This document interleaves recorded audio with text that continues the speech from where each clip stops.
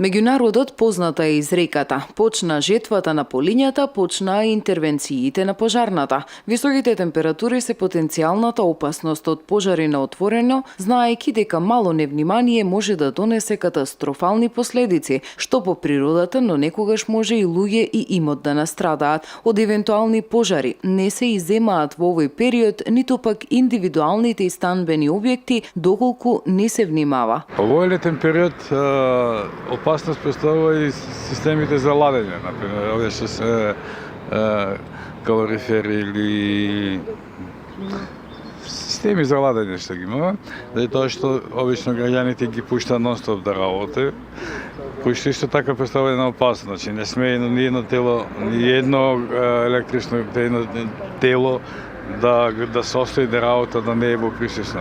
Многу пати вие домаќинките, мислам сега малку Алпа и до женски пол, правите тоа ќе се пуштите машината за перење и одите да се одмарате. Мислам кој што е страшно лоша работа. Значи греното тело се употребува, треба да се употреби во присуство на човек. И овие сите скутери полночи, молночи, кои што ние во секојдневниот живот не водиме многу сметка, мислејќи дека не е ништо, знаете дека... Значи се е тоа, секој едно грено тело, секоја една електрична инсталација која што е под напон, која што е потенцијална опасност за настанување на пожари.